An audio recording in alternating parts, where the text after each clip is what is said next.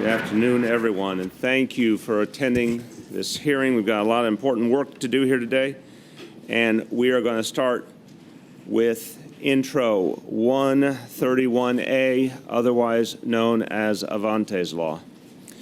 And of course, this legislation is a result of a very terrible tragedy. Last October, 14-year-old Avonte Oquendo went missing from his school and met with a tragic end. It was a time that the whole city joined together in that search. The whole city felt the pain of his loss, and it was a moment that crystallized for all of us, especially those of us who are parents, but really for all of us, the need to do something to additionally protect our children.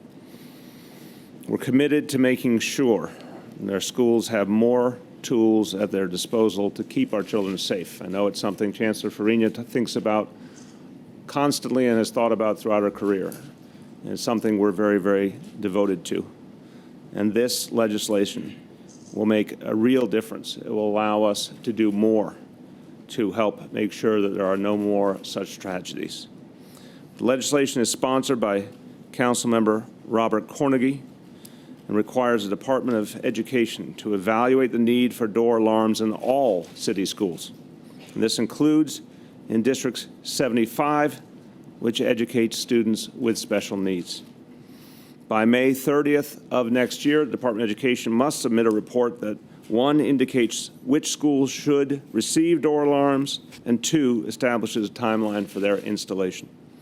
The department will also submit annual reports to the Council on student safety training protocols. This legislation in and of itself is important, marks an important step forward, and will make a very real impact on the lives of our children and families. But we've already taken steps in anticipation of this to increase safety. We've installed door alarms in a number of schools.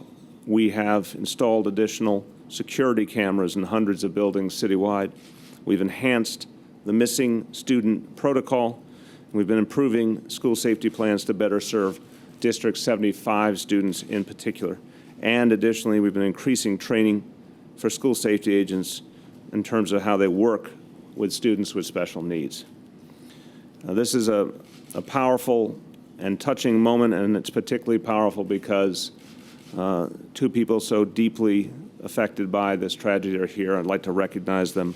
Avonte's mother, Vanessa Fontaine, and her mother, his grandmother, Doris McCoy.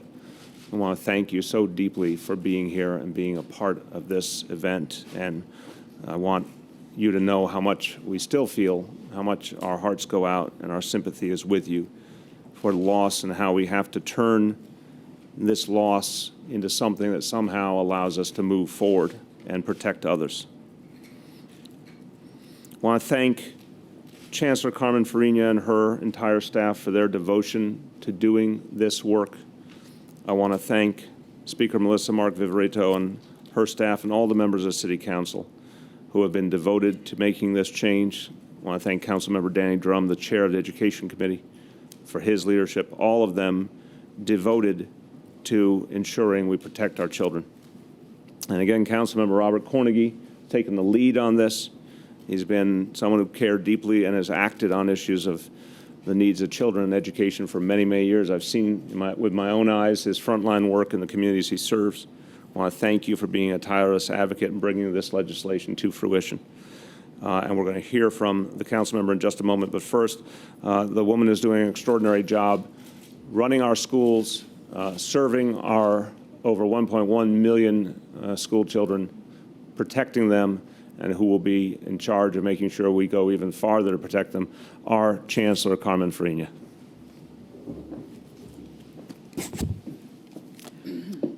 First of all, I want to thank everyone on the City Council for making this such a priority, but mostly as a grandmother and a mother, I want to convey my condolences. There's nothing we can do that's going to take away the pain, but there's something that we can do to make the life he lived memorable from now on, because the Avonte's Law will be remembered for a very, very long time. I can also say that as a principal, nothing pained me more than when something in terms of a welfare and safety of the child in my building was harmed. And I know principals around the city feel the same way. And I know this is something they're going to take extremely seriously. And I know that when we start doing our surveys and research, this will become the topic of conversations, not only for how do we fix doors, but how do we encourage adults in buildings to look at children very differently, and that includes everyone in the building, from the lunchroom staff to the teachers to the paraprofessionals. And as a result of this, I expect that this is one tragedy hopefully we'll never see again in New York. So thank you for being here today, and our promise to you is that this will have some results that are something you can be proud of. Thank you. Thank you. When I was in the city council, I did a lot of work on issues related to children, safety of children, and particularly helping our youngest children. And whenever I needed to find an ally to build an effort to help children, I always turned to Tish James, because she was one of the most forceful members of the council, one of the most committed, one of the most focused on the needs of children. She's continuing that work as our public advocate. She's been a strong voice for the kinds of changes we need to make to protect our children and serve our children. I'd like to welcome our public advocate, Tish James. Thank you, Mr. Mayor. Avonte could not communicate, but today the entire city speaks for him. Good afternoon, everyone. The Audible Alarms Law, the Avonte Law, is an important first step. With this law, we will help deter students from leaving school buildings unattended. With this safety protocol, we will ensure the safety of all children. It is my honor to be here in support of Councilmember Robert Cornegy for his leadership and for the passage of this bill. We must do everything in our power to protect children, particularly children with special needs in New York City's public school system. We must speak up for all of the students who are unable to express themselves as they would like to. And we must make sure that the families of these children have peace of mind in knowing that their children are in a safe environment. Thank you once again for this opportunity. To the family, my condolences. May Avonte rest in peace, and may we continue to serve justice and protect our all children, but particularly our special needs children in the city of New York. Thank you very much. Again, with great appreciation for his fortitude on this issue, Councilmember Robert Cornegy. Good afternoon. So as we look forward to celebrating today the passage of Avonte's law, I would be remiss if I didn't ask to just take a moment of silence for Avonte, if we could just do that very briefly.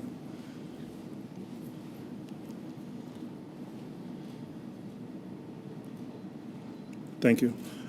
I would like to thank Carmen Farina, Mayor de Blasio, Speaker Melissa Mark Viverito, as well as my colleague Danny Drum, and all the members of City Council who thought that this was important enough to fight for and get it passed in record time.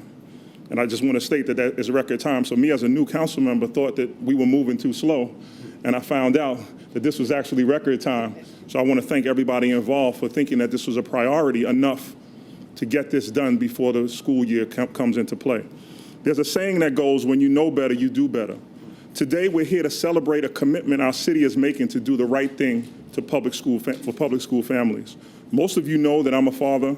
I actually have 6 beautiful children, so I've done my job for populating the New York City school system.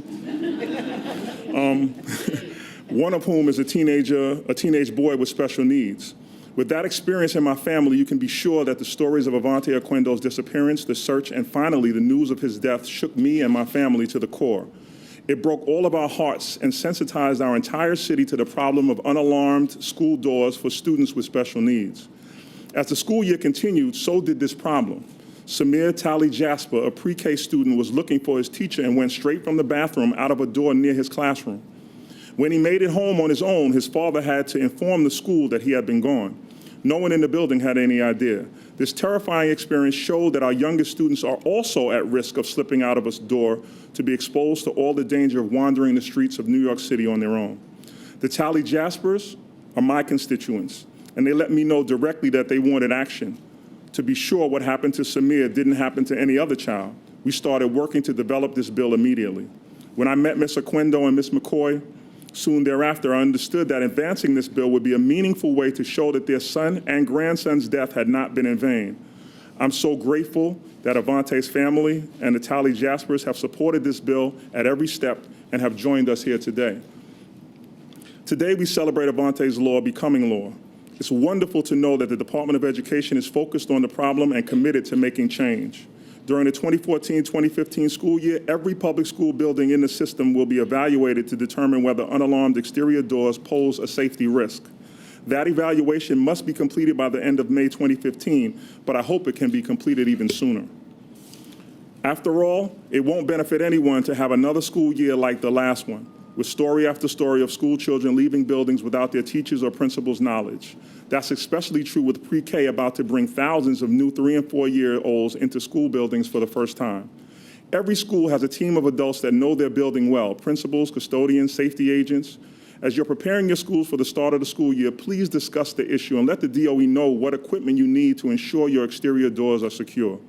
Parents, as you drop off your children, pay attention to what doors are located near their classrooms and in the cafeterias.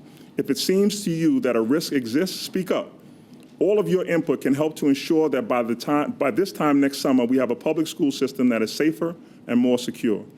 I'd like to thank every advocate and member of the City Council who worked to get us to this point, particularly, again, my speaker, Melissa Mark Viverito, thanks to Chancellor Farina for all she does for our schools and for the leadership it will take to implement this bill.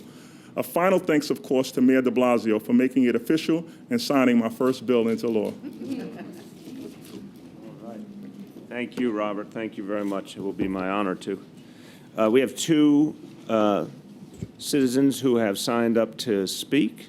First, I'd like to bring forward Mary Jasper, the great-grandmother to Samir Jasper.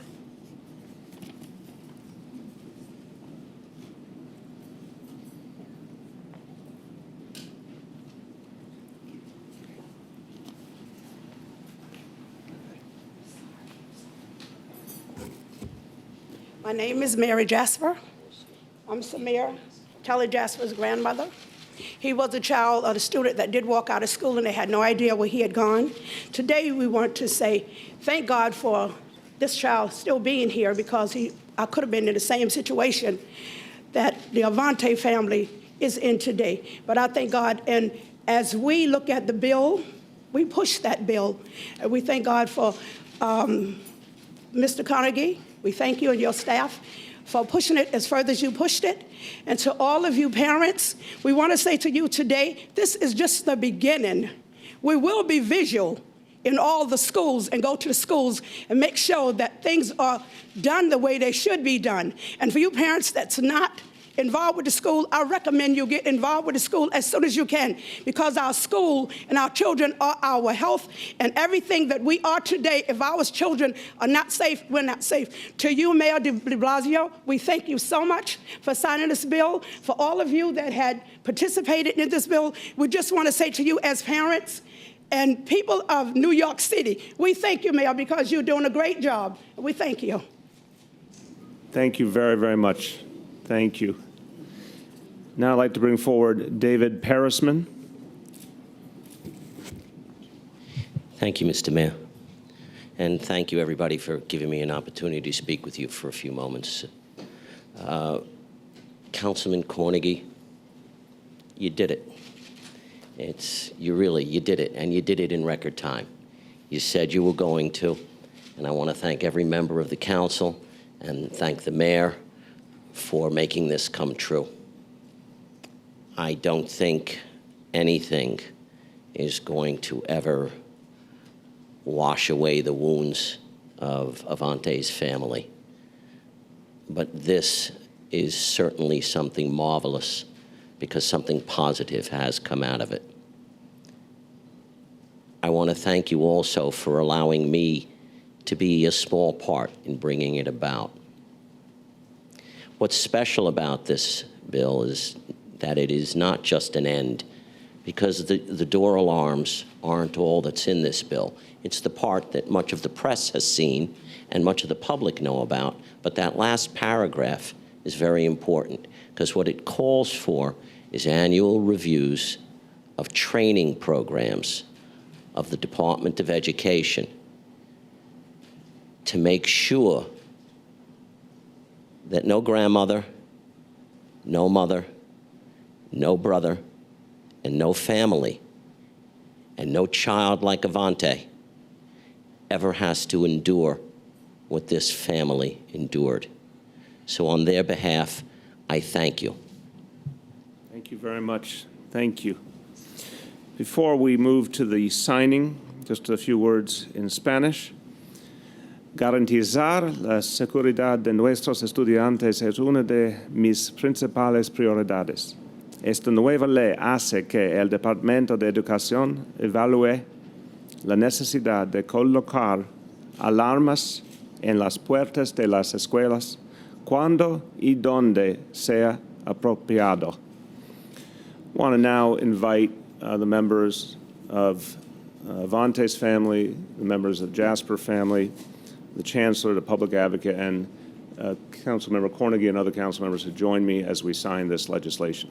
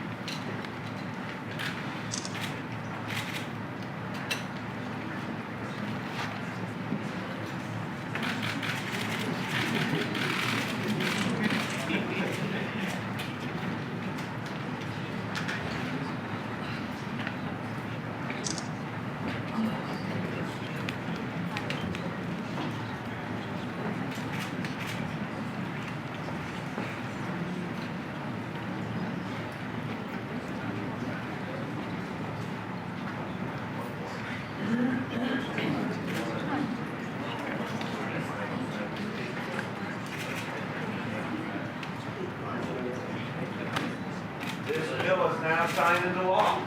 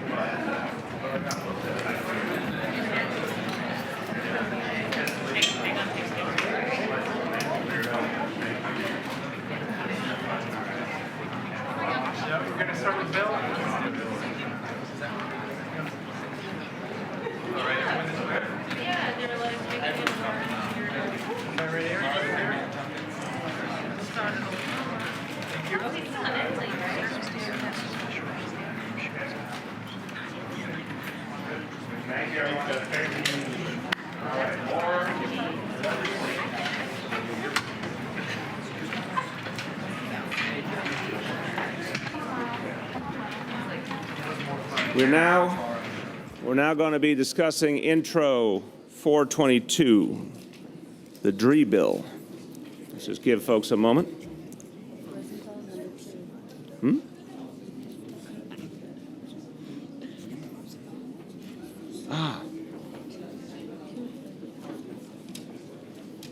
going to say hello while I got one.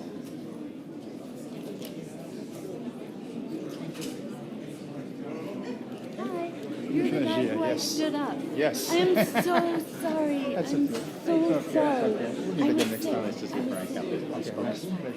So I'm so looking forward to You ready?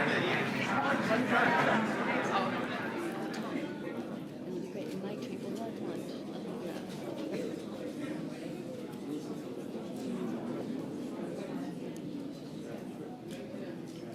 Okay. We're going to discuss now Intro 422.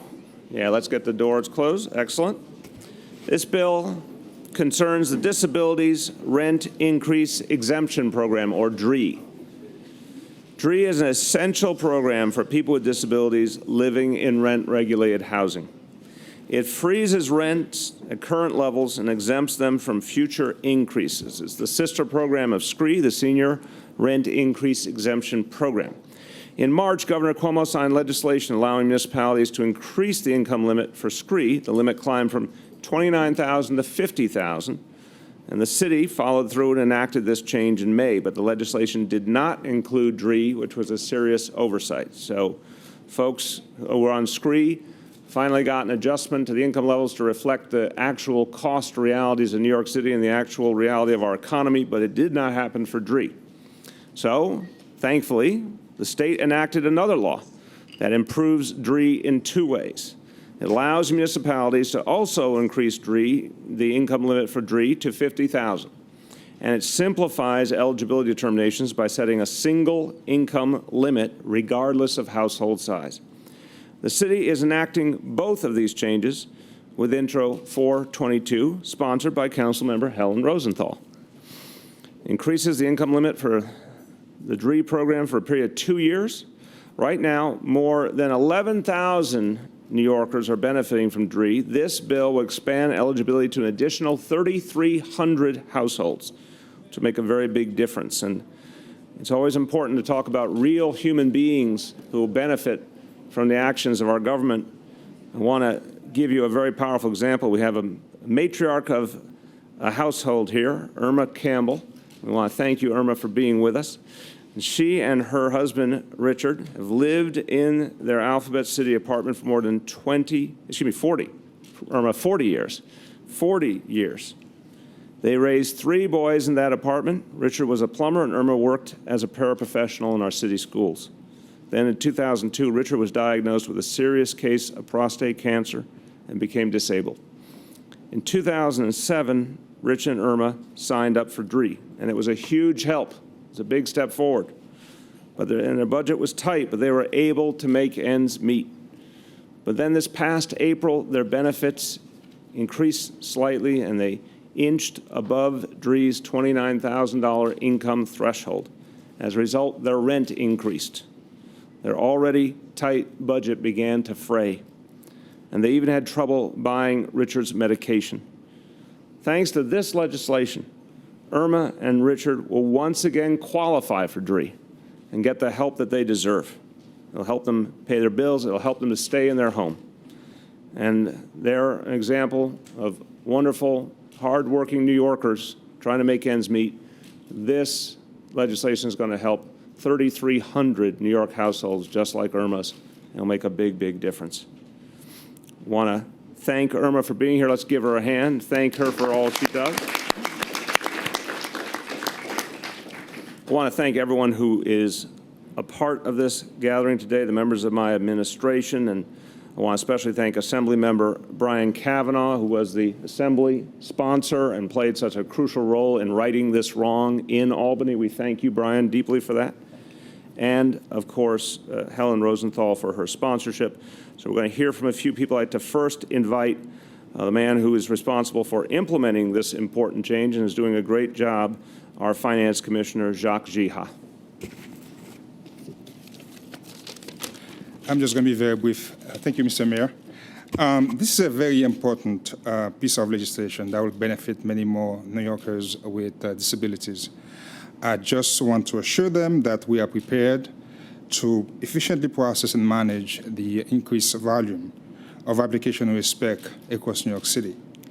This fall, we're also planning a major outreach program so we could enroll as many people as possible into the program. As always, we'll work closely with the Mayor's Office, the City Council, and those who provide services to New Yorkers with disabilities. Again, thank you. Thank you. Wow, that was short. I'm impressed. Jacques, all business. All business. Good for you. Next, a man who is constantly not only looking out for people with disabilities, but making sure this city is serving them effectively, and he's done a great job doing it, our Commissioner for the Mayor's Office for People with Disabilities, Victor Calise. Hello, everyone. Brought his fan club with him. Yeah, they're back over there. What a great day for people with disabilities, with Avonte's law getting signed and now DRE just about to be signed. This goes to show the administration's approach to taking care of people of vulnerable populations. So thank you, Mr. Mayor, and all of that. Thank you, Council Member Rosenthal, and thank you, Assembly Member Kavanaugh, for everything that you did to push this forward. It really is going to make a difference. And when we're looking at people with disabilities, there are 800,000 people with disabilities here in New York City. That's 10% of the population. So we really have to really think about that.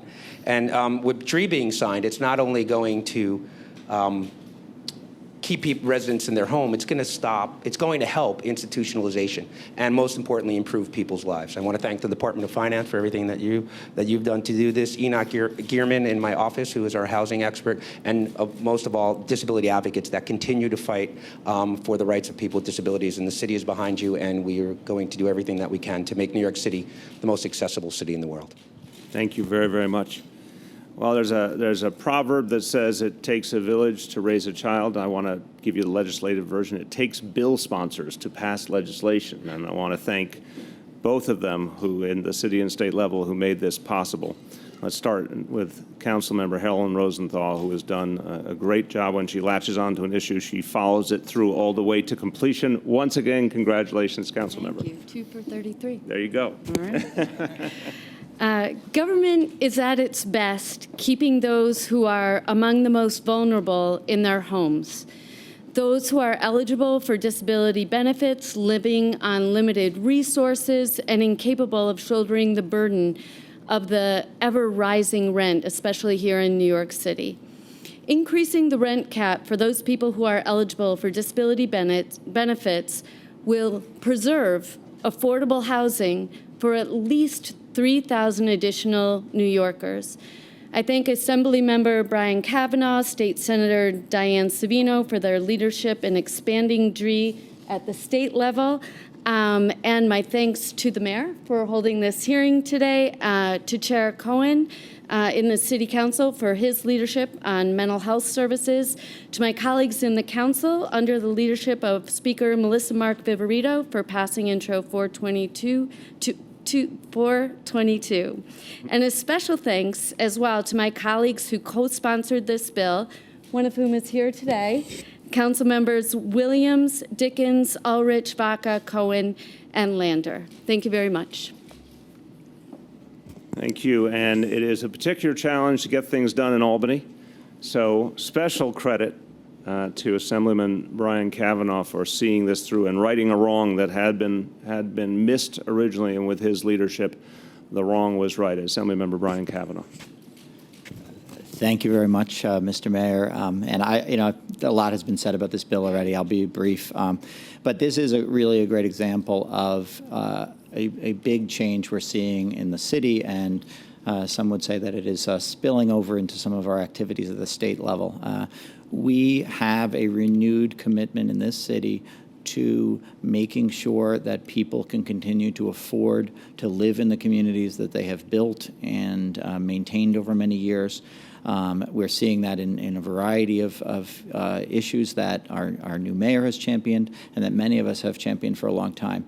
What we're doing today, increasing this program so that it is a possibility for people with incomes, very low incomes still, but incomes that ordinary people have in our communities, and incomes that up to this point have not been sufficient to keep people in their homes. By increasing this threshold, we are really, as the mayor said, righting a major wrong. I would like to thank our Senate sponsor, who's not here today, Diane Savino, who pushed this through the Senate. As the mayor said, it's not easy to get these things through Albany and in the best of circumstances. I'd like to thank Helen Rosenthal. The day after the governor signed this bill, it was on the floor of the city council to implement the city legislation. If that's not record time, I don't know what is. Here we are just a couple weeks later with the mayor signing it.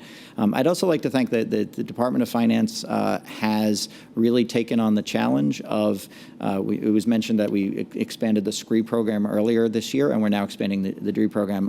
The Department of Finance will be, in my district at least, on Monday to help people sign up for both SCREE and DREE in a very active effort to reach out to community. And as you heard, there's going to be a broader effort to reach out across the city and make sure the many people that are eligible for these programs actually participate in them. So far, about a third of all eligible participants have taken advantage of these programs. Those are numbers that we can increase dramatically, and this bill and the SCREE bill we did earlier in the year are a big opportunity to do that. Again, I would just like to thank, it is never easy to get anything done in Albany, but it has become a lot easier to do things like this with a city of New York and a mayor like we have here to sign this bill today, and who was there with us in the spring when we were pushing this through Albany. So thank you, Mr. Mayor. Thank you. Well done. All right, we have one citizen speaker, Edith Prentice, Disabled in Action.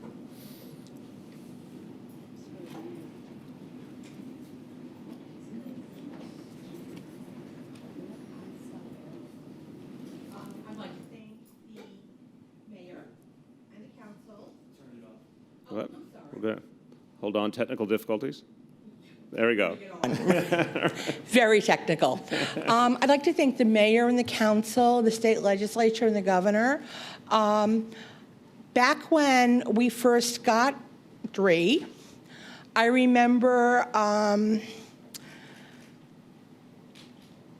the promise that it would come back the next year, and the next year, and the next year, and it never came back.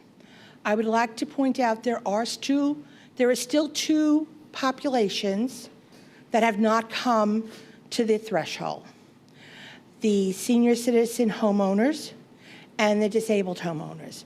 I certainly hope we can push in the next year, and my favorite thing would be, let's work for EPIC this year so that we don't have to be in the donut hole every year, and we don't have to be told that when there is enough money, maybe we'll get it.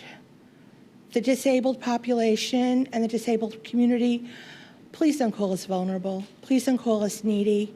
We're just people, and we have needs like everyone else. Thank you very much.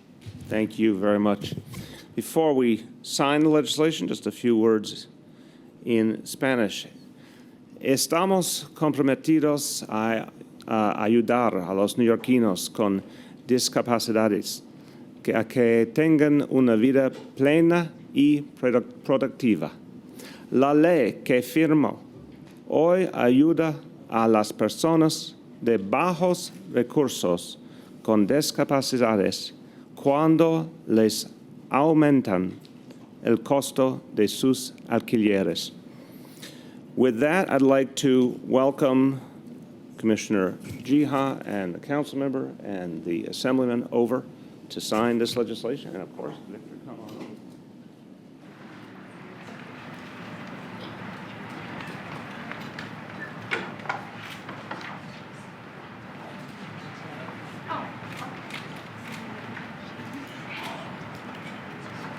Sorry.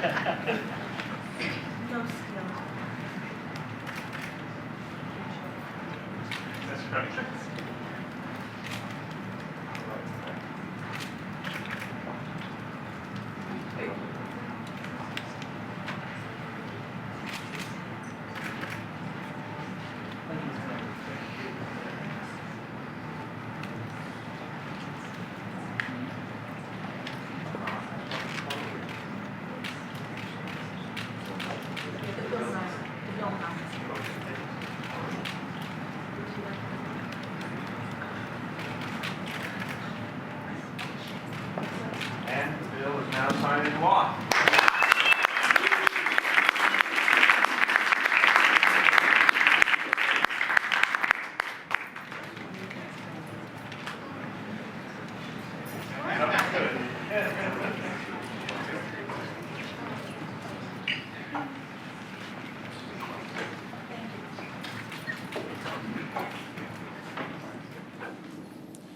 Finally, we have before us Intro 149A and Intro 363A.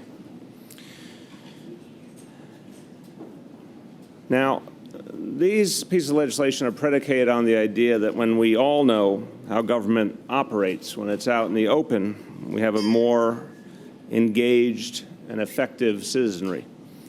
And these two bills shine a little more sunlight on the workings of city government. First bill, 149A, requires the city to publish online the entire body of city law, the city charter, the administrative code, the rules of the city. It's sponsored by Councilmember Brad Lander. And the bill not only requires that the information be published, it requires that it be easy to search and easy to download so people can actually use the information, and that it be regularly updated. It's a very comprehensive approach to making sure all of the law is available to every citizen. The second bill, 363A, requires that the city record be published online and in a format, once again, that's easy to search and easy to download. It also requires that any city record data be included in the open data portal, sponsored by Councilmember Ben Kalos. City record, of course, contains valuable information about day-to-day operations of city government. This includes notices of public hearing, of procurement actions, of proposed rules. Some of this information is currently available online, but this bill will ensure that all of it is available online and is easily searchable in one place. We're also pleased to announce at the same time a new public-private partnership that will shine light on the work of city government. Today, we are publishing more than 4,000 daily editions of the city record online. This dates back more than 16 years to January of 1998. We're partnering with the Citizens Union, Beta NYC, Dev Bootcamp, Socrata, Ontodia, and the Sunlight Foundation. Together, we'll make these archived documents searchable so that New Yorkers can learn more about any individual project or action taken by the city. They can look at the patterns over many years and do research to help shed light on the issues before us today.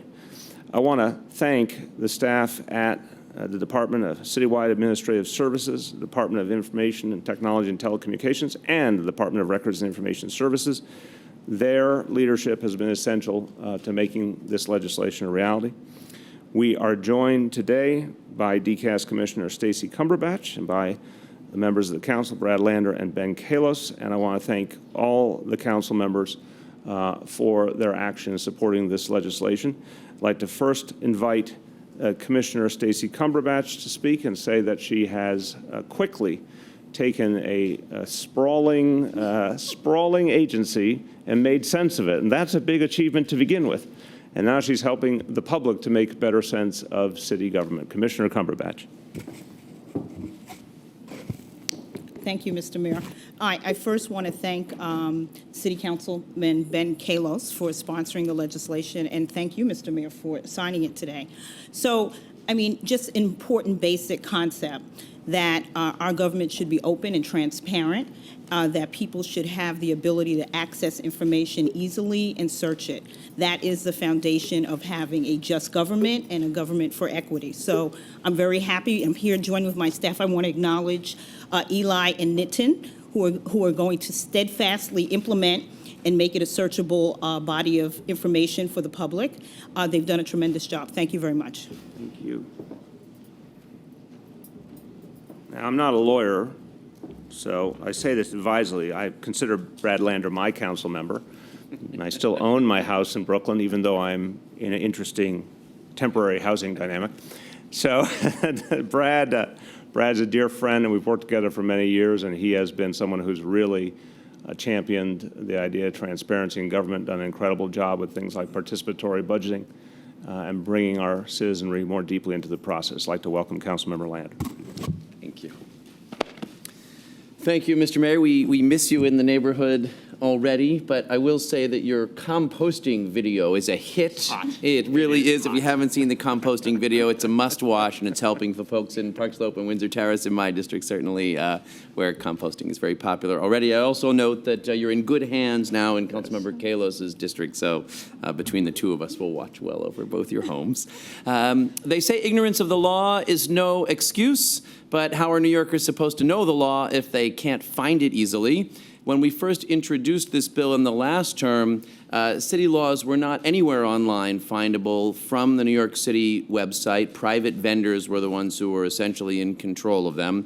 After we introduced it, the law department made an arrangement with one of those vendors, but even then you really couldn't find the link at all. With some additional advocacy by good government groups in the room, like Citizens Union and Beta NYC, law department agreed to bring that link forward to the homepage, and that's where we stand today. But thanks to this law, we're going to take it even further forward. If you compare the way the New York City laws look to, say, the way that Congress's laws look online, there's so much more that we're going to do thanks to this legislation to make them easy to use, to make them searchable. So when you need to know what are all those regulations governing the sidewalk in front of my house, you can find them all at once. You can see them easily. Researchers can use them to make sure that we're moving the city forward, to track the history. So it's a real good step forward. I want to give thanks to Chair Ben Kalos, who has already become a real champion in open government, working with many partners in the room to move us forward, seeing the transparency, having the data out in public, helps move us all forward. Want to thank those partners like Citizens Union and Beta NYC and the other good government groups that are here. Thank Speaker Melissa Mark Viverito for helping us move this law forward. Dave Seitzer, the counsel to the Government Operations Committee who drafted the law, is here. Thanks to him. Thanks especially to Mayor de Blasio for signing the bill. Thank you very much. Now, Ben Kalos has not come over to Gracie Mansion to tell me where the good pizza is or where the good espresso is, but I'm not taking that personally. I still like him. But I think I could blend into the neighborhood more if I got a little bit of, assistance. So there's your charge, Ben. I've known Ben for quite a while as well. He's done a lot of great work on topics of government reform, and he is burnishing that reputation again today with this legislation. Councilmember Ben Kalos. Thank you very much. So the best-kept secret on the Upper East Side is Ma's Mezcal on 86th Street. It is the best Mexican food on the Upper East Side and the city, and it's actually affected by the 2nd Avenue subway construction, so it's a great way to put your dollars into supporting small businesses in the neighborhood. A restaurant tip with a message. This is an exciting day for a more open, accessible government. Now that the city record is going online, that public information will be truly public and easy for residents to access. This is a document that was previously only for insiders. Now it's for everyone, every New Yorker. Brad Lander's bill, the law online, puts the law back in the hands of New Yorkers where it belongs, and I want to congratulate him. It's heartening to see Mayor de Blasio and our Speaker, Melissa Mark Viverito, prioritizing tech and open government issues. They are at the heart of a sound economy and a participatory society. We are lucky to have a DCAS commissioner like Stacey Cumberbatch. She is so talented, brings years of experience, and I'm looking forward to working closely with her to do so many things with the Department of Citywide Administrative Services, because it really is this agency where it's everywhere and it does so much, and you're doing an amazing job with it, so thank you. We are lucky. I want to thank my co-sponsor, Jimmy Vaca. He's chair of the Technology Committee, and we actually had a joint hearing for these bills. And I want to thank my legislative director, Paul Westrick, and the Committee Council for Government Operations and the Rules Committee, David Seitzer, for drafting this and so many others. And just looking forward to seeing all this happen. I want to thank the advocates who worked on this, and so many of them are in the room today or watching online, hopefully. Beta NYC, Participatory Politics Foundations, Citizens Union, Common Cause, NYPIRG, Free Law Founders, actually legislators from other cities all over the country, including Supervisor Mark Farrell in San Francisco. So thank you, and there's so many more to name, but thank you for making this possible, and looking forward to the implementation. Thank you. All right. Let's now see. I can do this. We have two folks who have signed up to speak. First, Dick Dady of the Citizens Union. Oh, there you are. Sporting a very summery blazer. Impressive. Good afternoon. Good afternoon. Thank you for the compliment. Congratulations to all of you for taking this important step today in opening up government and reforming it even further.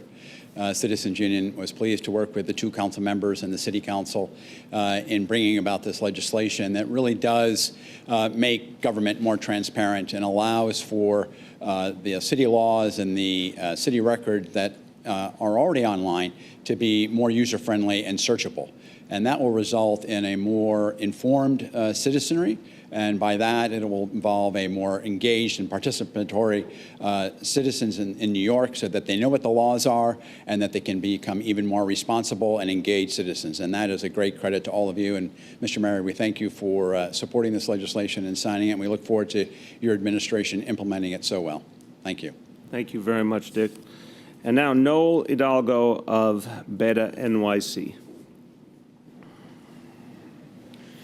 Mayor, council members, and Commissioner and staff, thank you for this amazing opportunity at the beginning of your administration to take a new look at open government here in New York City. The one thing that I want to really point out is the city record is this treasure trove of information. It's this unique piece that you have in the charter that really forces all of the action of government to go into one particular location. And in the tech community, we call that a log file. And I peel that quote off of my colleagues from Antioquia, but what's most important about this particular law, which we have to thank you so much, is that we really get a unique level of transparency across the city, and there's a unique opportunity that the city can lead, once again, the nation in transparency. So as partners, we're really excited to work on you to get this data, this information out to the public, and hopefully we can put the government in the people's pocket.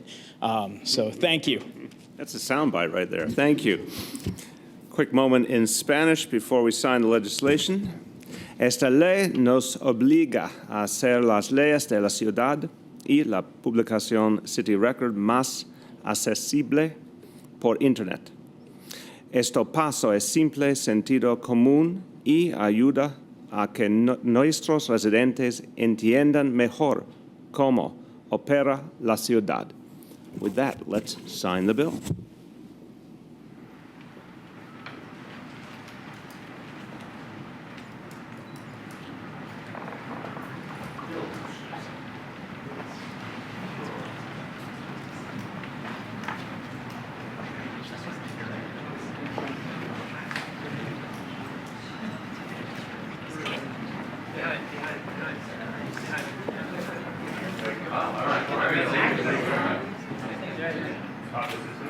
Still filling this out. Excuse me, sorry.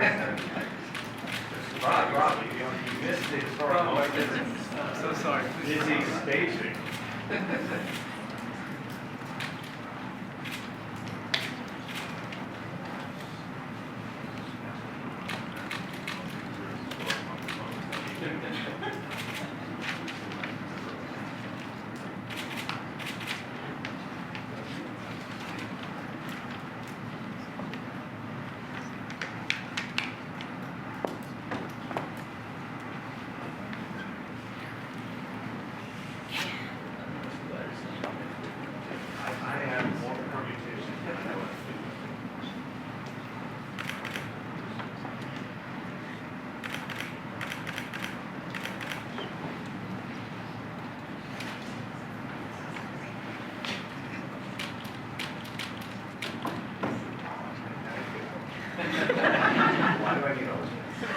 Rob,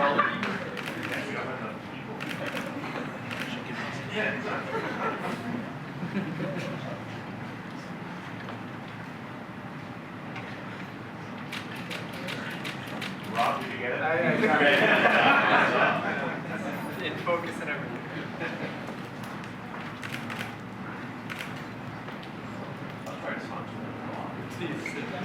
Charter for abuse, maybe?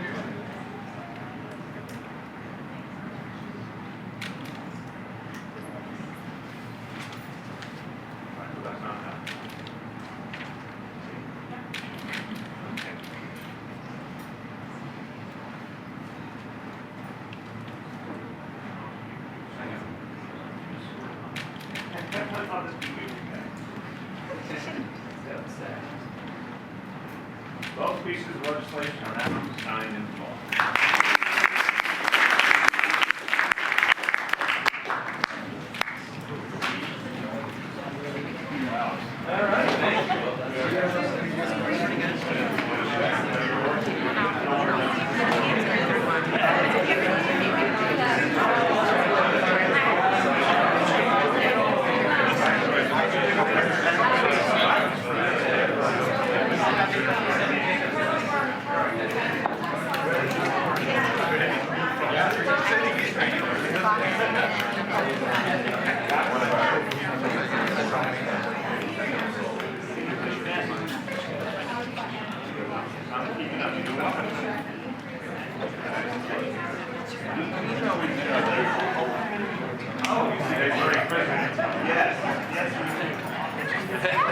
Get that right.